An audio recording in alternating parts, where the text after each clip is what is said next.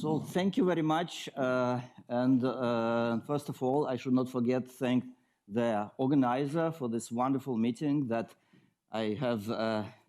I'm lucky enough to be several times and always enjoyed this great city and always tried opportunity to visit opera. And also this time we've been to opera and enjoyed it. So thank you for this opportunity. And also I'm happy for this opportunity to present my recent work, which arose in an attempt to understand the famous Catlin's work. There are actually there are lots of important contributions. Two contributions, they were about the same time. One is about global regularity and one about local regularity. And I have to admit, I'm not yet there to fully reconstruct the global regularity, the local regularity, but I can give you an independent new approach that provides global regularity for finite type, and it's fundamentally inspired by Catlin's work, but in following this, you don't have to use the actual technical construction of Catlin work. So that's the goal. And also, I'm very happy to see young faces here, and I hope at least part of my talk will be accessible, and I would like to encourage young, especially junior members, not to hesitate to ask any questions about even definitions. On the other hand, I'm lucky enough to have people before me introduced the Neumann operator and even property P. So I try to be minimal with the stuff that is well known to most people and focus on what is actually new.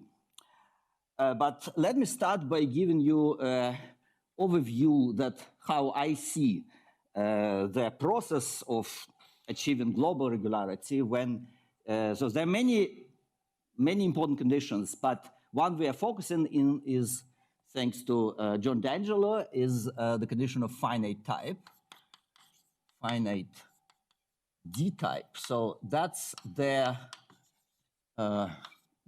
prototype condition that we are looking at, and this assumes omega is bounded in Cn and pseudoconvex.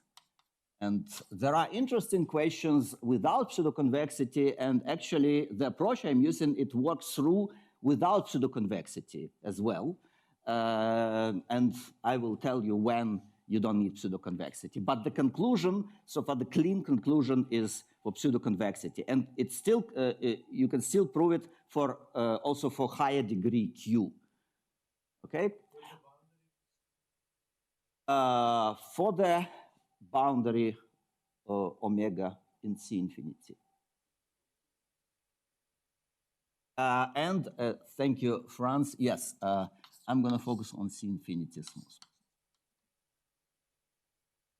Okay, so this is the highest, this is where you start. So this is a geometric condition that importantly is determined at the level of jets. You can take a defining function, truncate it, and you can read this, at least if type is finite, you have some level where you truncate, and you can check this condition. And thanks to John's work, you can even just check it at the point, and therefore you have it still in a neighborhood. So that's a very nice condition.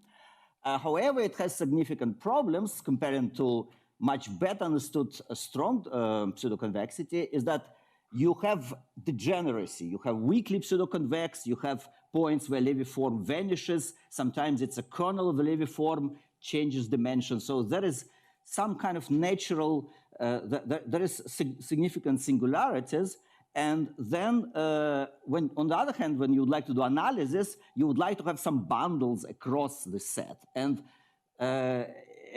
that seems to be the reason why there are many assumptions that you have to make like this. It's a difference, like in Andy talks, what you want to do and what you have. And I think that the interesting feature I learned from Catlin's work is that you actually don't need to do it. You don't need to have bundles everywhere. You just need to stratify. You can classify the degeneracies and work on each stratum separately. And therefore, your first step is to have some kind of stratification. So, there have been several notions of that, and all the notion appeared in the work of Dietrich Forness to prove, actually for a completely different problem, for Stein neighborhood basis. And they had a stronger condition that is probably not satisfied for general finite type. And Catlin found a weaker condition that he calls weak regularity, and this was his way of stratification. Now, if you are in the real analytic world, you think stratification, when you have real analytic equations, you just write f equal to 0. Even if f is singular, you still get varieties, and you can go to generic points where it's a submanifold. So you have a genuine stratification. And people do this also in topology, where they have a Whitney frontier condition. That is how different stratum fit together. And roughly, if a closure of one stratum intersects the other stratum, then it should be contained. But here, stratification in the smooth case is fundamentally different.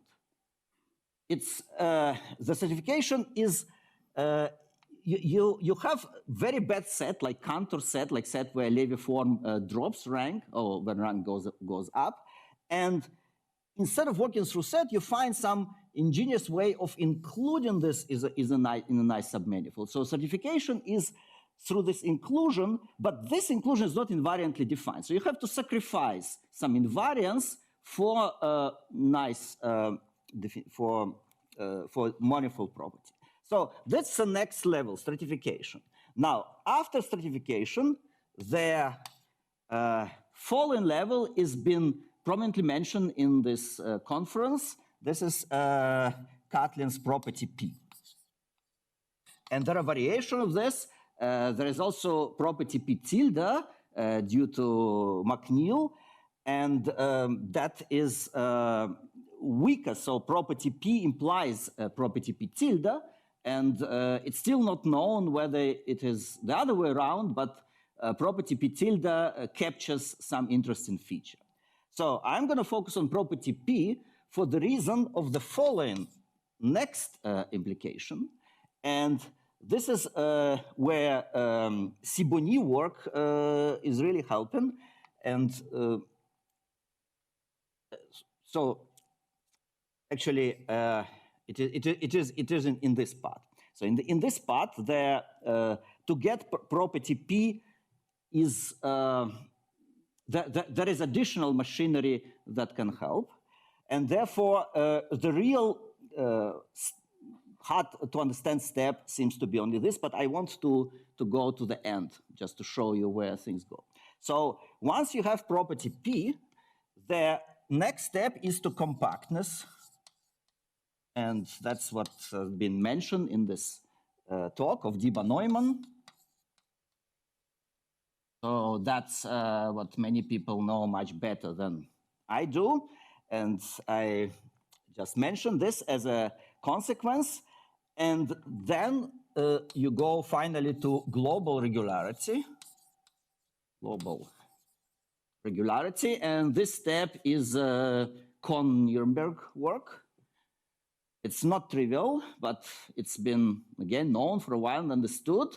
Now, global regularity has its own interest for even general partial differential equation or system partial equation. You also ask the question, if your data is smooth up to the boundary, is your solution smooth up to the boundary? You can ask it globally, or you can ask locally. If the data is smooth at a specific set, is the solution also smooth specific set? So there are two fundamental problems. And from that perspective, it's already interesting to know about global regularity. But on the other hand, sometimes you want to know more specific questions. For instance, that reminds me, another thing I learned is called Pfefferman hierarchy. And that's a hierarchy about our understanding of the problem, which can be applied to Dieber Neumann. And as far as I understand, hierarchy for Pfefferman, C infinity regularity is at the bottom. That's the least. That's at least you want to understand that. But then there are second hierarchy is more specifically in regularity in LP, in Sobolev spaces, and something people called exact regularity. Again, it was been mentioned in the previous talk. So that's more detailed information. And that actually still follows from compactness. So that level already gives you something more than global regularity, even in Pfefferman hierarchy. And then the highest in the Pfefferman hierarchy is understanding the singular kernels. So all these operators, you also want to send level of singular kernel, and in many cases, they use some metric, but anisotropic metric, like Subramanian, or metric that you associate to the geometry of the boundary. Also, convex case is much better understood, and McNeil has some work on this. Then Catlin had some important work in C2, where he used this tool to describe bounds for kernels and for metrics, for Bergman metric, Kobayashi, and Karatadori metric, but only in C2. And so there seems like there is still lack of understanding. However, so there's three hierarchy, but even when here, there is an important consequence that is called condition R by Bell and Ligotska. And to establish condition R, you just need global regularity. You don't need local regularity. So that is already enough. And condition R is known to have consequences for regularity of proper maps. Regularity of proper, and in particular biholomorphic maps. So, and that was a far-going generalization of Pfefferman's theorem about boundary expression. And that kind of brings to another field that I've been working on, and many people in the audience worked on. And I will come back to this, but this is where this chain might end. But actually, property P itself seems to have completely different, the whole variety of applications and new work that somehow is lacking on that side. So I've been comparing this implication with that implication and all the others.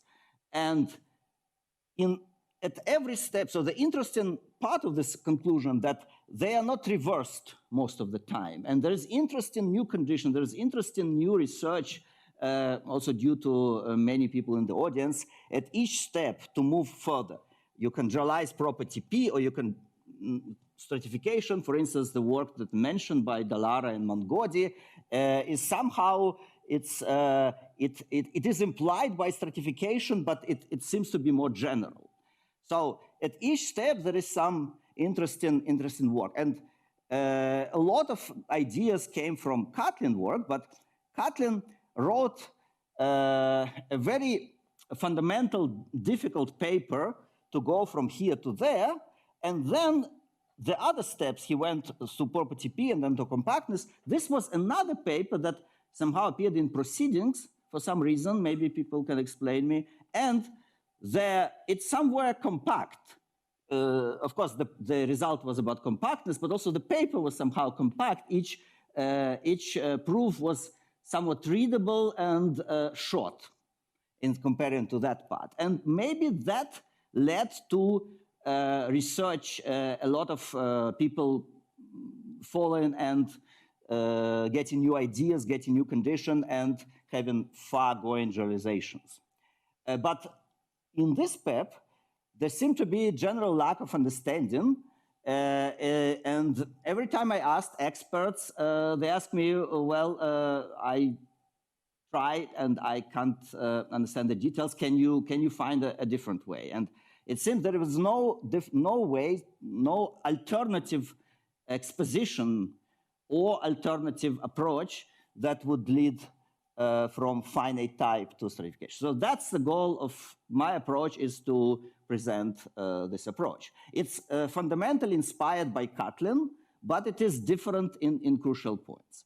And at this stage, I also, I don't have a course to thank, but I have people to thank whom I benefited and speaking with whom benefited this work were John D'Angelo, Joe Kohn, Emil Strauber, Maclouf de Ridge, also Andrea Nicoara, who is my colleague, and Jeff McNeil.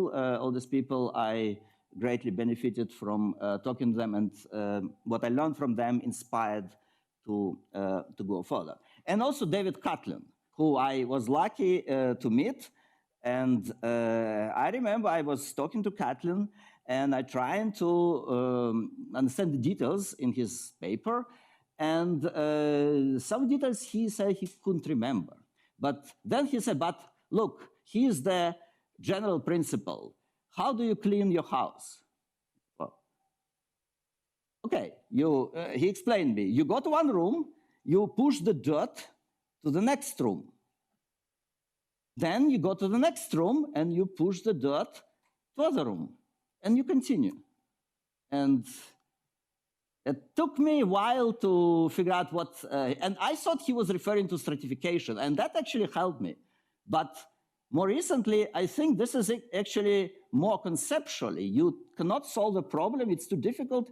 You push some dirt to the next level, and you can do it early. And this is, so I'm gonna show you where it is happening in the argument. So finally, I want to say that so the property P, it has many new results, and there was a fundamental paper by Sibony is 87, so it's shortly after Catlin. Catlin was 84, and Sibony took this property which Catlin formulated globally and localized it. So he can take any compact set and formulate property P. And maybe I write it briefly. So K in Cn is any compact, and you say it satisfies property P if for every M bound, let's call it C, for every C positive, there is some potential function, let's call it H, depending on C, which is plurisubharmonic. Well, it's not even important for now. It's just C infinity or even C2, let's say C2 in neighborhood of K. So by this I mean neighborhood of K, which has two properties. HC is so uniformly bounded, and the Hessian, the complex Hessian of this function is greater or equal C. So large Hessian and uniform bound. And it takes a bit of, like, I'm not claiming I understand this condition fully, and I see there is still interesting research going on to understand it. But my feeling is that putting a disk is an abstraction to that. So if you take this condition, it's a big Hessian, and if you can find a disk that fits into some small neighborhood, then this condition sort of prevents you from putting too large disks. There's some kind of estimate like that. And so that's how I understand this condition. But that condition turns out to be very influential, and besides this well-known application, there are many other cases where this property has been used, and it has been used in particular, notably for D bar B, and even for D bar B, people were able to prove similar result, regularity, and this is due to Andy Reich and Emil Strauber. And I learned it from a very nice survey by Emil and BR. And which I'm grateful. I think this kind of surveys that aimed for more general audience are very, very nice. And also Emil book from 2010 greatly benefited my understanding. So I have to thank for that. Okay, so there are different consequences for DIBA B than there are consequences for Szego and so Szego, I think it was Bose who did it first, right? Also under that property P. But well, Berman projection is been known because it follows from Kahn's formula. But Szego was not so clear, and Bose did this for Szego. And then later, many people worked in this area, including people in the audience. And there was also a paper by Nagelstein, Rosé, Weinberg. They used it for more precise regularity results, but in specific cases, not in general, not in finite type. They have C2. I think they have C2, finite type C2. So at every step, you get interesting information. But what is remarkable that every time you go to property P and you want to have an application, so your result can be general, but application, always, if you want to have it for finite type, you have to go through the step. And I see that every time this work of Catlin quoted as the only source. So this is where I've been entering and trying to understand this. And this is where I want to give you some insight in this step. So I'm not gonna, and slightly on this part, but I'm not gonna talk about the rest. Okay, so what do you need to go from here to stratification? Where even stratification in any sense, stratification should be some disjoint union of sets, at least of sets, right? So union of sets and let's say disjoint. How do you get to this joint union of sets? Well, sets you can define by function equal to constant if you have a function. So you want to have some function that takes discrete values because you want to have fewer sets. In case of Catlin, it is a finite set. And with my approach, you may get countable set. Okay, so it's potentially countable. And you will see why. But the point is that you need a function. What is a function? And this is what Catlin called multitype. So a set, how do you get a set? Set is a level set of multitype, of the multitype function. Now, there are a lot of occurrence of type, less of multitype. But fundamentally, multitype, what's a multitype? Multitype is just a function from the boundary into integers or natural numbers, non-negative. And in multitype, you just have tuples of integers, and you can use the same Cn, and it turns out that you have a map here. Well, unfortunately, things are not as great. If you take Catlin's definition, then it's not map here, it's going to map here into Q. So there is, that's the first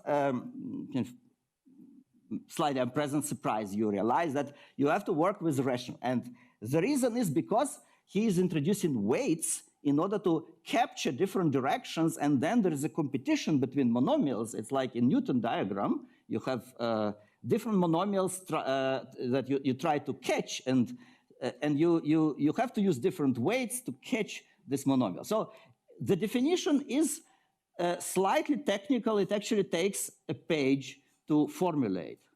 Because there's some and this may explain that not that much work has been done, though I've been working there myself and also with Andrea Nicara and Martin Kohler, and also I worked with Martin Kohler, so there is work to understand this stuff. Well, however, there is another surprise that once you read further in the paper, this is not actually the type.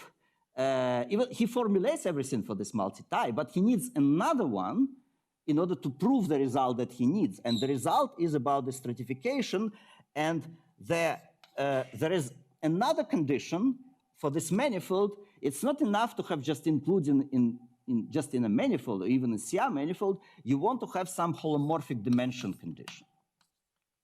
Holomorphic dimension condition. So this condition is very geometric. It's actually easy to understand. So unfortunately, there is another small confusion introduced in this work. By now, we are lucky enough to have two non-equivalent definitions of holomorphic dimension. One is due to Kohn and one is due to Catlin. So let me mention the difference. It's just a number that you can define for every point, and then you have choice. Will I take maximum or minimum? They're not always the same, and one is Kohn, one is Catlin. So let me write this NK, and NP is the Levy kernel. So it's been mentioned. Earlier by in the previous talk by Troyer or Treuer. It's a German name. Since I'm German by citizenship, I pronounce the German name, German way, and it's Troyer. I want to emphasize that I'm making distinction between Levy kernel and the null cone. The null cone is where everything, where Levy is Levy of XX is 0. For me, Levy kernel is the set of vectors L such that the Levy of X dot is 0. So it's 0 whatever else you plug, right? And it's true that for pseudoconvex case it is the same, but the Q-convex case, for instance, that is very relevant, where I would like to see the same method working, and there it's not. So for me, it's always this part. And this is always a subspace where if you LXX, this may not be a subspace. It's a cone in general. Okay, so let me formulate the holomorphic dimension condition that you need for the stratification. So Levy kernel is NP, and now it's a condition for an M inside the boundary. And M is a CR manifold. So and it is generic. It is generic even in CN, but you can formulate it in general.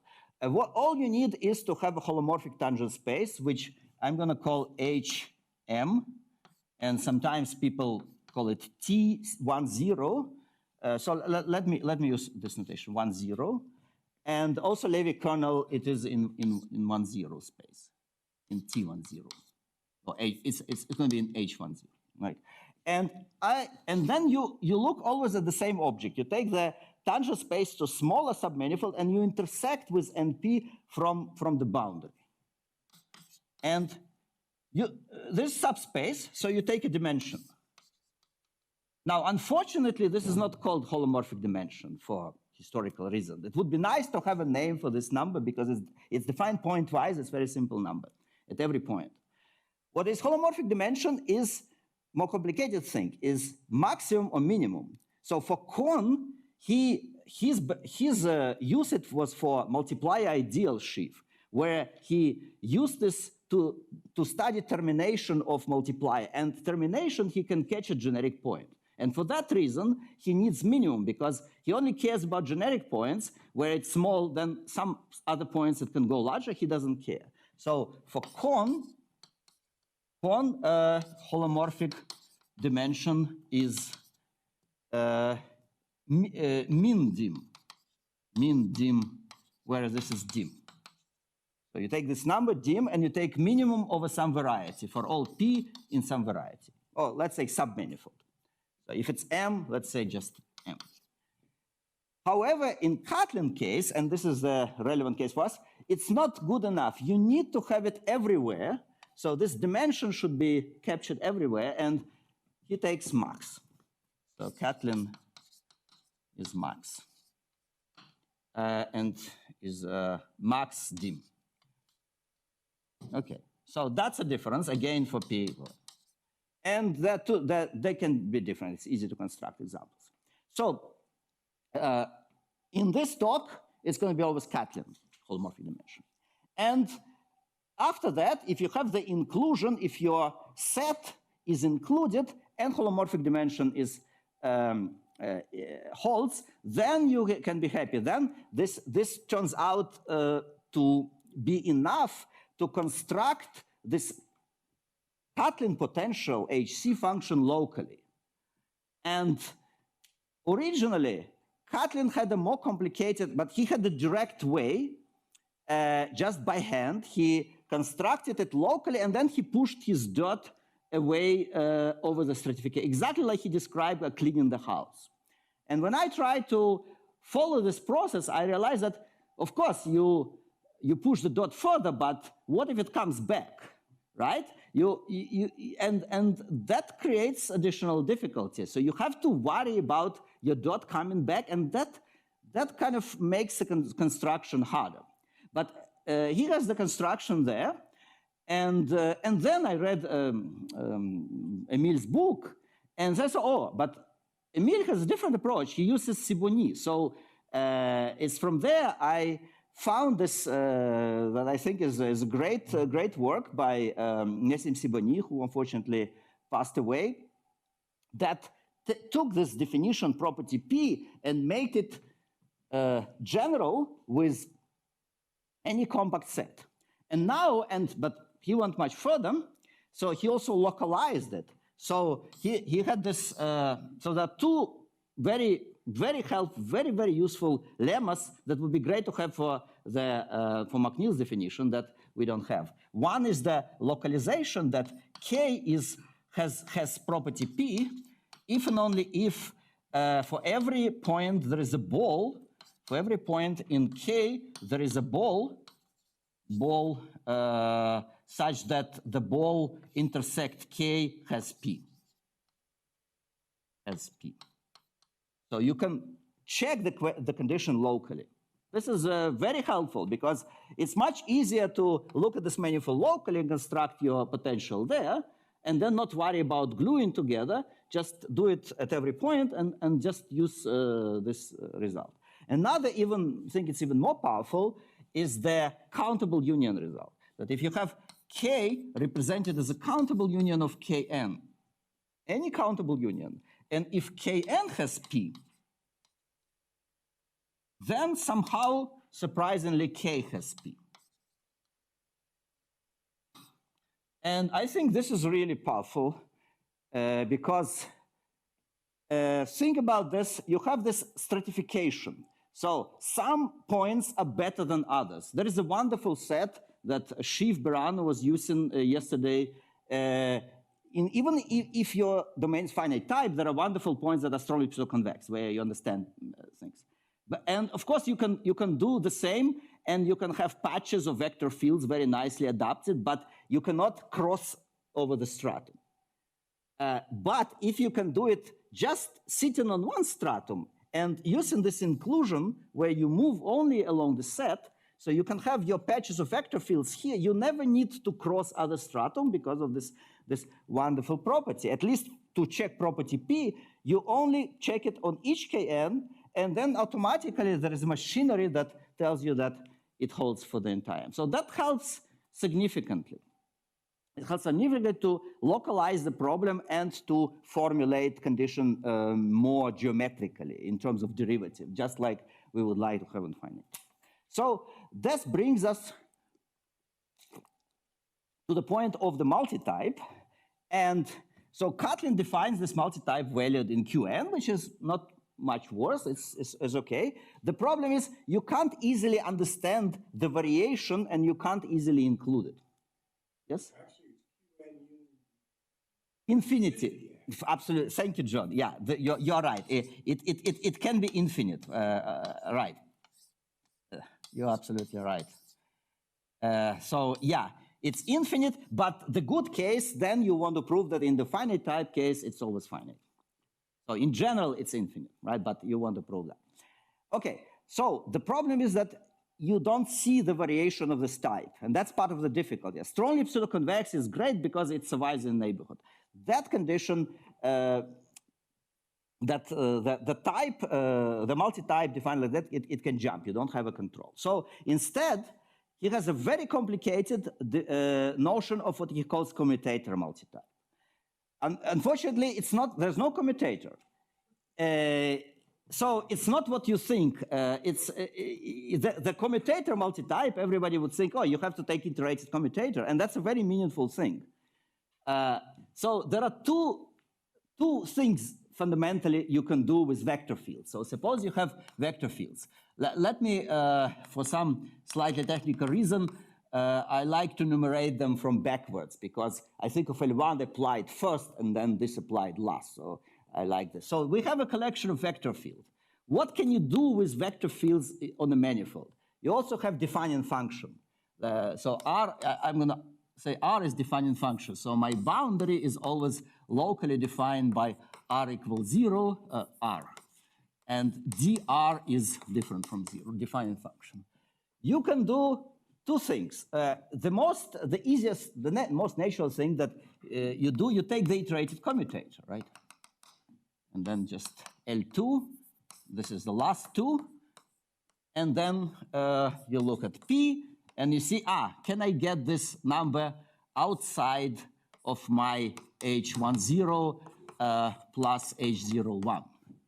And then this sort of, this is of course known much more general. It's known for Hermander, famous Hermander condition, where the L are abstract vector field, and you study related problem, regularity of the subsquare operator.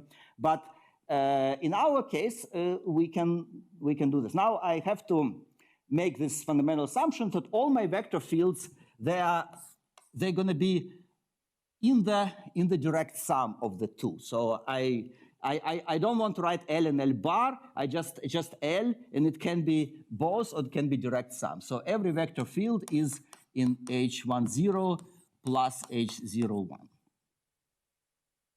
Okay, so they can have both components because then I don't need. So that's part of. In Catlin case, he only works with LP.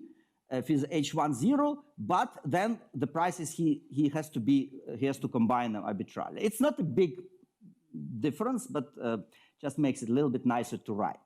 Okay, now unfortunately this is actually very complicated to handle, and there are more terms that you would like. To show you why I have to discuss the other way, and that's the one that Catlin's using.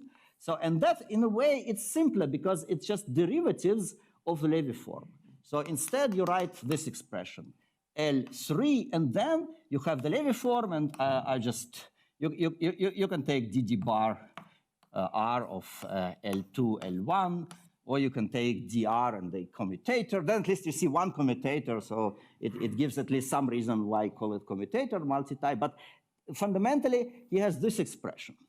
Right, and this is also an expression I'm using. And it is simpler. It's simpler because at least in the last term, you get a nice derivative. It only depends on the point.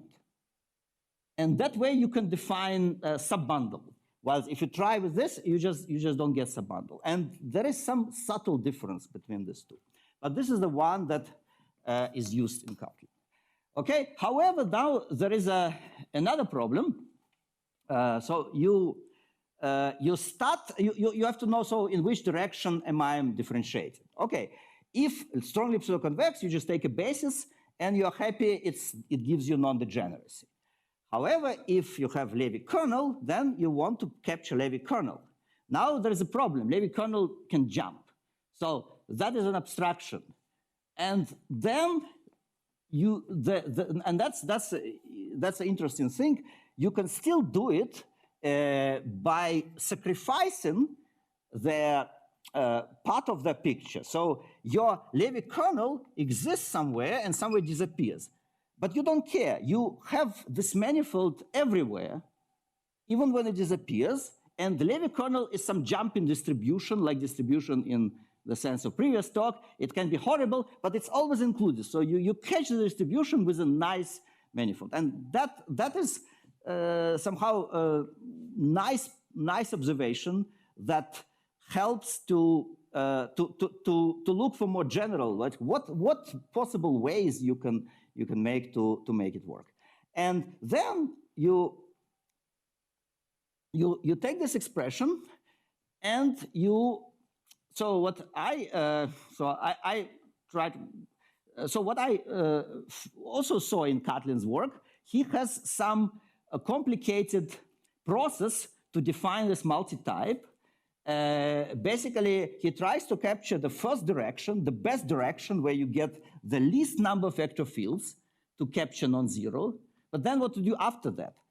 So, for instance, in the simplest case, let's take the special case where you can see what happening. Suppose you can find x1 vector field such that your levy of x1 is non-zero. Right? So you want just one vector field, but non-degenerate. Then what you can do, you can immediately take Levy orthogonal complement. So you take the space of all x for which the levy of x with x1 is equal to 0. So you can write this equation, let's say is 1, 0, and this is 1, 0. You look for all 0, 1 part. If I don't put a bar, it's 0, 1. But that's my idea. So as soon as you have this condition, you can write this system, and this has always a kernel, and it's a bundle. So instead of having a full kernel, you just have a smaller condition, and it's a bundle. So you have a more flexible way of finding bundle. Now, if you look carefully, this bundle will always capture the Levy kernel, because if it's in Levy kernel, then this will be satisfied. Also for many other, it will be satisfied for all of them, but in particular for this one. So you include the Levy kernel. And this actually, it's a very elementary observation, but that kind of fundamentally explains the picture. And I had a previous paper in Annales Fourier on geometric approach of Catlin to Catlin multitype, and I inspected what happens at the level of type 4, which is the next interesting case in pseudoconvex case after pseudoconvex. And there I can explain this phenomenon, and I even used it to define tensors and understand this. But the point is you want to get some subbundle. So the key is to get a subbundle.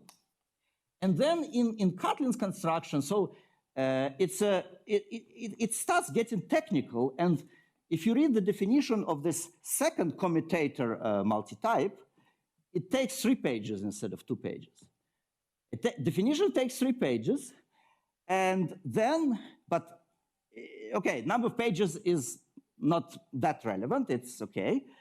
There's a fundamental problem. The definition, he calls it invariant. However, it depends on choices in previous choices. There is a process, and each next step depends on previous choices. And he acknowledges this. He said our invariant depends on the previous choices. However, he keeps calling it invariant, which is very confusing. And with that tool, there are 60 pages to read, and it's been used through. And at each point, you have to wonder, so is it up to the choice, or is it, you are not yet done proving that it is invariant. At the end, there is a statement saying that it is at the end. So there is an obstacle. Then also there are natural bundles. So what you want to do, you repeat this construction and you get sequence of bundles. Yes. Locally, yeah. Yeah, you do it locally. Yeah, you do it locally, and you do it locally where X, you can't do it globally. Yeah, so that's a very good point. If you want to have a nice patch of vector fields to do your analysis all over the place, you can't. And you just have to sacrifice this. And instead, you have this wonderful property that Sibony proved that gives you this through some machinery. And machinery is highly non-trivial. It uses Choquet theory, and it's based on approximation of continuous function by Pluvis supermonic in the neighborhood. And that's actually, and he also gives very interesting characterizations of this property.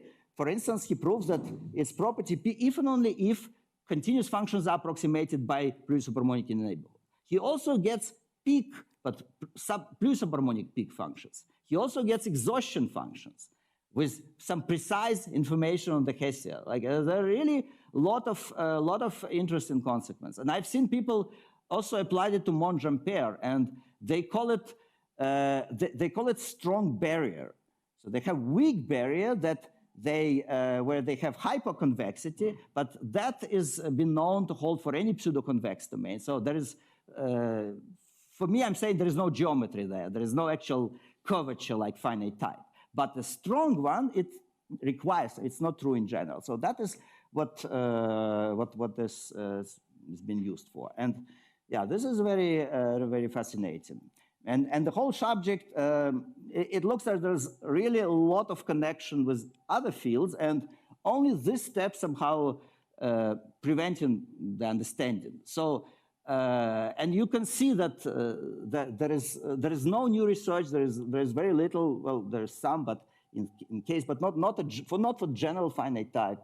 And I hope that this can be pushed forward. And also, I have to advertise for independent project that I recently talked to John-Eric Fornes, who started early the problem list, open problem list, and I hope experts can formulate problems that they think can be solved, or just open problem that they would like to be answered, and send me, or even upload directly to this server that I want to create. And you think this, I know people are scared of technical issues, but actually I have experience running the server for open access projects. And that's been running very well, and all these technical issues have been solved. What needs to be solved is actually get people to do it. But so, and this seems to, I talk to young people, like it's, for young person, it's very useful to know that there is a problem that is open and will be posted by someone's name. And then they can rely on that. They can publish a paper and say, oh, this is very, this has been formulated by this person. And you can also ask, is the problem still open? Maybe it's already solved. So, or also this information is important. Anyway, let me move on to it. So I have to be careful with the time, right? I am... Technically, you have 2 minutes. I have 2 minutes. We'll give you a later. Oh, yeah, okay. So yeah, I should accelerate at this point. Okay, right. So the tool I'm defining is so I call it a tower. I'm focusing on the subbundles. So I start with H10, and I look for, and I call it E0, and then I'm looking for E1, and so on until EM. This is the, so it's just part of Catlin's original construction. Then I'm not using any weights. Catlin uses weights to decide competition between the monomial. I'm just doing, every time I move here, I have I just use that bundle to have this process. So basically, I'm looking for non-zero direction and then for the kernel to get the next subbundle. This is the idea. Each subbundle is obtained, each EJ is obtained by a sequence of omega k, some omega kj equals 0. This is a 1-0 form. Now, what is 1-0 form? 1-0 form can be defined very nicely in terms of duality. So you can write omega at L. If you only have one vector field, this is simply take dr, defining function, or dd bar r, and simply evaluate at LL1. So I'm ignoring LL bar, so I'm using both sides. If they're both of the same type, 1, 0, 1, 0, then you get 0, so there's no problem. You define this form for one vector field. However, if you have more than one vector fields, then what you do is you look for, you define omega L to be L applied to the real part of that expression. You need the real part to get real defining equation for that manifolds. And so it's a real part, and then it's the whole It's a whole string of them, LT, L3, and then DD bar. That's the last, that's the Levy form. Also, this is very resembling of the k-non-degeneracy condition that many people has been using, including myself and Lam Elmir and Schiff and Ming Xiao in the related question for extension of smooth maps or from CK to smooth. And that can, so it can be very, very fruitful to explore this relation. But let me just accelerate. So you have this omega. Using this omega, you define a notion of special subbundle, special. So? Yeah, each next L is inside previous bundle. So you only use previous. That's why I call it a tower, because every next level is built only on the previous. So I'm not using Catlin more complicated, but it combines different things. I'm just taking the previous subbundle and use only that to define the next level. And I keep doing it until I'm stuck, right? So the interesting part is, and then the theorem, I should formulate a theorem, right?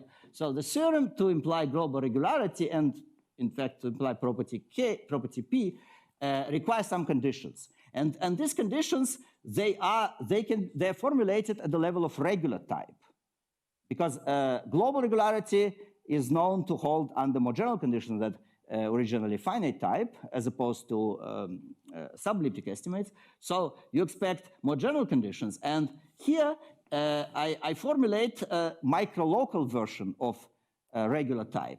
And there are 3 types. And actually, Xiaojun Huang recently made a fundamental contribution of relation between them that is a so-called Bloom conjecture that's been open for a long time. John D'Angelo had also early contribution on that, and even there is a D'Angelo conjecture. So there are three types of condition.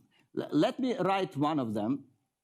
So you assume that S, I call it S, satisfies satisfies condition that for every P, at least one of them, at least one satisfy.